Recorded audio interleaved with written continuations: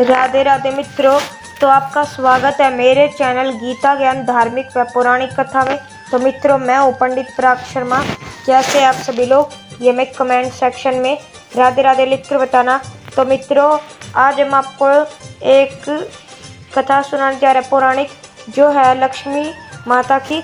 तो मित्रों, जो भी इस कथा को सुनेगा, माता लक्ष्मी की कृपा उन पर बनी रहेगी और उनके घर में कभी भी धन की कमी नहीं होगी और माता लक्ष्मी की असीम कृपा उन पर सदैव बनी रहेगी। तो हमारी वीडियो को पूरा देखना। तो मित्रों, चलिए शुरू करते हैं अपनी कथा। इस दिन समुद्र मंथन के समय क्षीर सागर से लक्ष्मी जी प्रकट हुई थी और भगवान विष्णु को अपना पति स्वीकार किया था। कथा इस प्रकार है। एक बार भगवान शंकर के अंशभूत महर्षि दुर्वासा पृथ्वी पर विचर रहे थे। घूमते घूमते वह एक मनोहर वन में गए। वहां के एक विद्याधर सुंदरी हाथ में पारिजात पुष्पों की माला लिए खड़ी हुई थी। वह माला दिव्य फूलों की बनी हुई थी। उसकी दिव्य गंध से समस्त वन प्राप्त सुवासित हो रहा था। दुर्वासा ने विद्याधरी से वह मनोहर माला मांगी। विद्याधरी ने उन्हें आदरपूर्वक प्रणाम करके वह माला दे दी। माला लेकर उन्मत्त वेशधारी मुनि ने अपने मस्तक पर डाल दी और पूर्ण पृथ्वी पर भ्रमण करने लगे। इसी समय मुनि को देवराज इंद्र दिखाई दिए और जो मत वाले ऐरावत पर चढ़कर आ रहे थे। उनके साथ बहुत से देवता भी थे। मुनि ने अपने मस्तक पर बड़ी माला उतार कर हाथ में ले ली। उसके ऊपर भौरे गुजार कर रहे थे।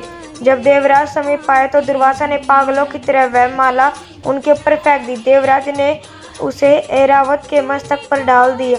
ऐरावत ने उसकी तीव्र गंध से आकर्षित हो सूंड से माला उतार ली और सूंघकर पृथ्वी पर फेंक दी। यह देख दुर्वासा क्रोधित से जल उठे और देवराज इंद्र से इस प्रकार बोले, अरे ओ इंद्र, ऐश्वर्य के घमंड से तेरा हृदय दूषित हो गया है। तुझ पर जड़ता छा रही है, तभी तो मेरी दी हुई माला को तूने आदर नहीं किया। वह माला श्री लक्ष्मी जी का धाम थी। माला लेकर तूने प्रणाम तक नहीं किया, इसलिए तेरा अधिकार में स्थित तीनों लोगों की लक्ष्मी शीघ्र ही अदृश्य हो जाएगी। यह श्राप सुनकर देवराज इंद्र घबरा गए और तुरंत ऐरावत से उतर कर मुनि के चरणों में पड़ गए। उन्होंने दुर्वासा को प्रसन्न करने की लाख चेष्टा की, किंतु महर्षि टस से मस न हुए। उल्टे इंद्र को फटकार कर वहां से चले गए। फिर भी ऐरावत पर सवार हो अमरावती को लौट आए। तब से तीनों लोगों की लक्ष्मी नष्ट हो गई। इस प्रकार त्रिलोक की केशरीहीन व सवारित हो जाने पर दानवों ने देवताओं पर चढ़ाई कर दी। देवताओं में अब उत्साह कहाँ रह गया था। सबने हार मान ली। फिर सभी देवता ब्रह्मा जी की शरण में गए। ब्रह्मा जी ने उन्हें भगवान विष्णु की शरण में जाने की सलाह दी तथा सब में साथ वे स्वयं भी श्री सागर के उत्तर तट पर गए। वहां पहुँच कर ब्रह्मा आदि देवताओं ने बड़ी भक्ति से भगवान विष्णु का स्तवन किया। भगवान प्रसन्न होकर देवताओं के सम्मुख प्रकट हुए। उनका अनुपम तेजस्वी मंगलीय विग्रह देखकर देवताओं ने पूर्ण स्तवन किया।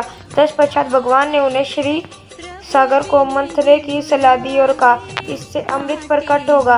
उसके पान करने से तुम सब लोग अजर अमर हो जाओगे, किंतु यह कार्य बहुत दुष्कर। अंत तुम्हें देवताओं दैत्यों को भी अपना साथी बना लेना चाहिए। मैं तो तुम्हारी सहायता करूंगा ही। भगवान की आज्ञा पाकर देवगण दैत्यों से संधि करके अमृत प्राप्ति के लिए प्रयास करने लगे। वह भांति भांति की औषधियां लाए और क्षीर सागर में छोड़ दिया। फिर मदरचल पर्वत को मथानी और वासुकी नागराज को नेति रस्सी बनाकर बड़े वेग से समुद्र मंथन का कार्य आरंभ कर दिया। भगवान ने वासुकी की पूंछ की ओर देवताओं को और मुख की ओर दैत्यों को लगाया। मंथन करते समय वासुकी की नीर सागिन से झुलककर सभी दैत्य निस्तेज हो गए और उसी निशाय वायु से विक्षिप्त होकर बादल वासुकी की पूंछ की ओर बरसते थे, जिससे देवताओं की शक्ति बढ़ती गई।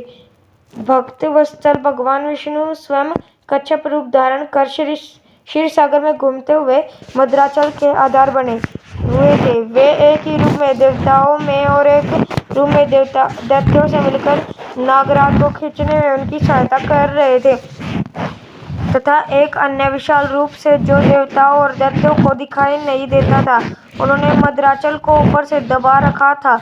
इसके साथ ही वे नागराज वासुकी में भी बल का संचार करते थे और देवताओं की भी शक्ति बढ़ा रहे थे। इस प्रकार मंथन करने पर क्षीर सागर से क्रमशः कामधेनु, वारुणी देवी, कल्पवृक्ष और असमय प्रकट हुई। इसके बाद चंद्रमा निकले जिन्हें महादेव जी ने मस्तक पर धारण किया।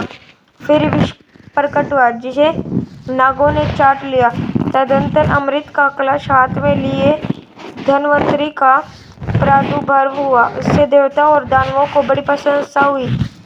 सबके अंत में क्षीर समुद्र से भागवती लक्ष्मी देवी प्रकट हुई। वह खिले हुए कमल के आसन पर विराजमान थी। उनके अंगों की दिव्य कांति सब ओर प्रकाशित हो रही थी। उनके हाथ में कमल शोभा पा रही थी। उनका दर्शन कर देवता और महर्षिगण प्रसन्न हो गए। उन्होंने वैदिक श्री सूक्त का पाठ करके श्री लक्ष्मी देवी का स्तवन करके दिव्य वस्त्र भूषण अर्पित किए। वे उन दिव्य वस्त्र भूषणों से विभूति होकर सबके देखते देखते अपना सनातन स्वामी श्री विष्णु के वक्षस्थल में चली गई। भगवान को लक्ष्मी जी के साथ देखकर देवता प्रसन्न हो गए। दैत्यों को बड़ी निराशा हुई। उन्होंने धन्वंतरि के हाथ से अमृत का कलश छीन लिया, किंतु भगवान ने मोहिनी स्त्री के रूप में उन्हें अपनी माया के द्वारा मोहित करके सारा अमृत देवताओं को ही पिला दिया।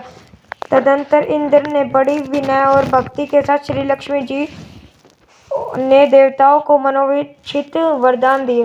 तो मित्रों, कैसी लगी आपको हमारी ये कथा कमेंट सेक्शन में बताना। तो मिलते हैं अगली वीडियो में, तब तक के लिए राधे राधे मित्रों।